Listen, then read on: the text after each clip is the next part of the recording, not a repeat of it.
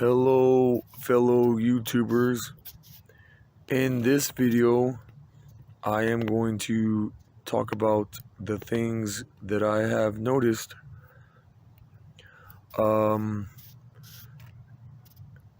things that I've noticed between counterbalance things when you compare one country to the next. How can I articulate this here? Where do I begin? When I was in Southern California, locked up there, I read in the newspaper a newspaper article called "Why There Are No Homeless People in Europe." And it said that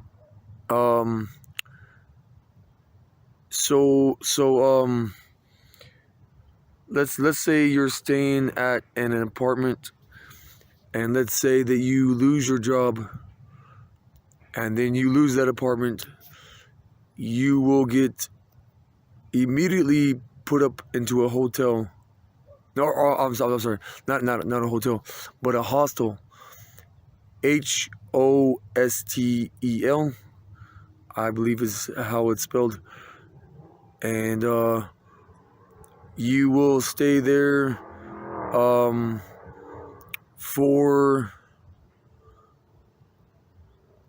you will be placed there and be put on a rapid rehousing waiting list, and it only takes a year or less to get into a regular apartment again. They encourage you to work. If you do not ever find a job, you could keep that apartment until the day that you die. According to that source, this source is from the Inland Empire newspaper. Anyway, so there is this book called The European Dream, and it says that Europeans do not understand why Americans rely so heavily on God. Europeans have this mentality that they don't need God.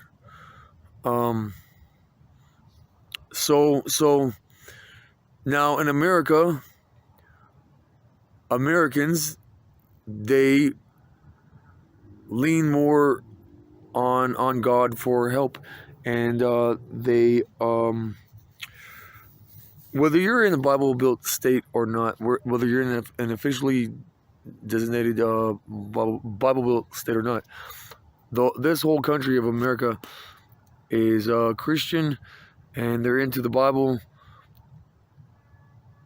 I think it's like in Mississippi or somewhere south, somewhere in America, where they produce most, if not all, of the world's Bibles. Okay, so and in America, this isn't the case with me, but most Americans base their self-worth on whether they are working, and I think that the book called The European Dream talks about that, which is really sad, but it is what it is. But so yeah, when the government socially engineers the society that you live in to where there's no free housing, you have to work to get housing. Most people, I don't myself, but even in America, once upon a time, people just lived off the land and they didn't even work. You know what I'm saying? But if America provided free housing for everyone, then America would probably not be so fanatical about living for God, you know what I'm saying, relying on God for help. You know, so that proves that point. Now I heard with Nikola Tesla and Albert Einstein, they were virgins deep into old age. They were each like 60, 70, 80 years old and still virgins. You know what I'm saying?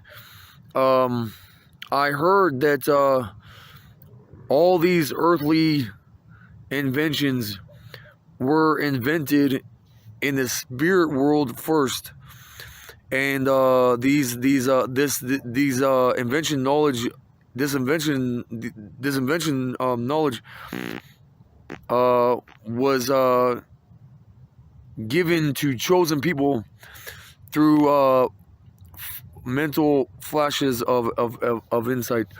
Okay. So I've heard that that's what helps people be creative with inventing new inventions, is if they're still virgins even into old age. And I say all that to make this point that the world's top 4 countries to have the most virgins before marriage, which is India, number 1, Indonesia, number 2,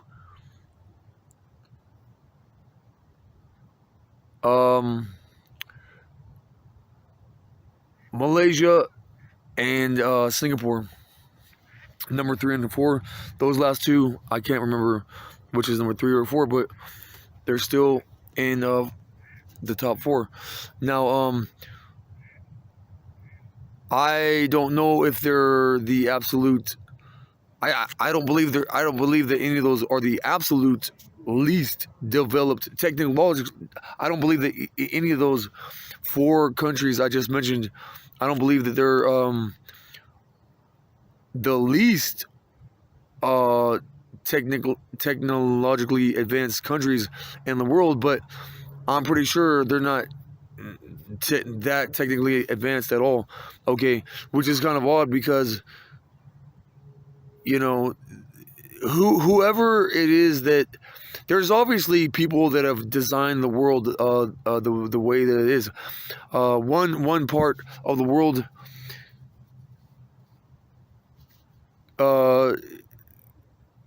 you know what I'm trying to articulate, like and I'll give you another example.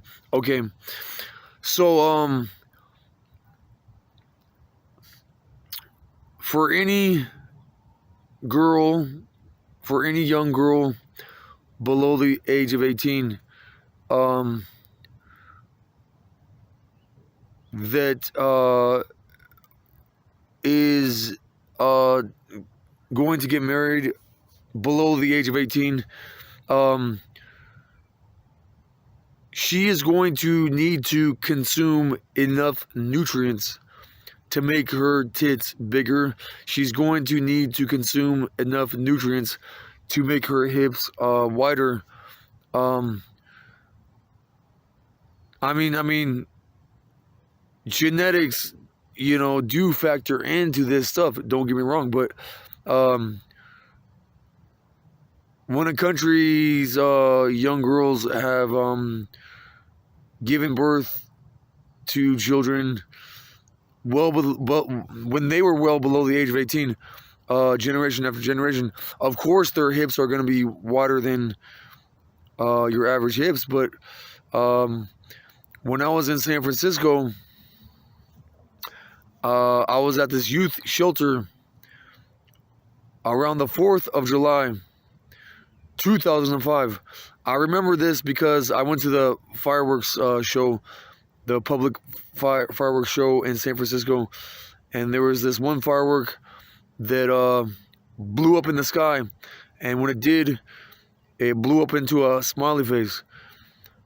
But this was in 2005. This is 2024 now. So that was a good 19 years ago, if my math is right. But long time ago. But I was 23, and the cutoff age to get in this youth shelter was 22, and I lied about my age and was able to get into that homeless shelter. And I noticed this one dude, he used to be a male, and then he was either in the process of changing into a female, or he changed into a female. And I noticed, because I could tell, like, that just by looking at his face, that he must have been originally a man, but he had lumps on his chest. He had boobs on his chest. They were about like let's see. They were about like I don't know. They were about like okay, so they were about like not really huge, but like about like this big. You know what I'm saying? About like that, you know. And so he I asked him how he got those tits, and he was like, I took a supplement. Okay, and whatever supplement he took, obviously it had the right nutrient or nutrients to make him have bigger tits. Okay, and so all the world's countries where child marriage is mainstream and is completely culturally accepted and culturally normal, it's normal there, period. This actually tends to happen in like poor countries. Okay, you know, some might say in a debate about child marriage, what benefit is there for a young girl below the age of 18 to get married? Okay, so some of the world's poorest countries on the planet, on the face of the planet, you would think that they're getting married to help them rise out of poverty, right? But when these countries where child marriage is mainstream and normal, these poorest countries in the world, they don't have an abundance of food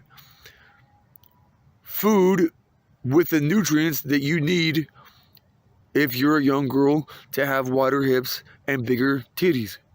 Okay, now if you go all the way up north into the northernmost part of Europe, in those Scandinavian countries, which is like Norway, Finland, and Sweden, if I got that right.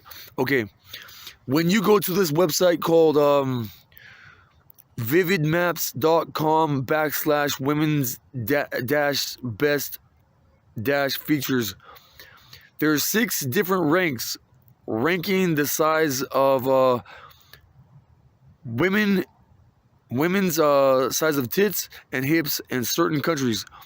Scandinavian women have the biggest titties. We'll be back here in a second before we accidentally go over the time again. We'll be back here in a second. Bye for now.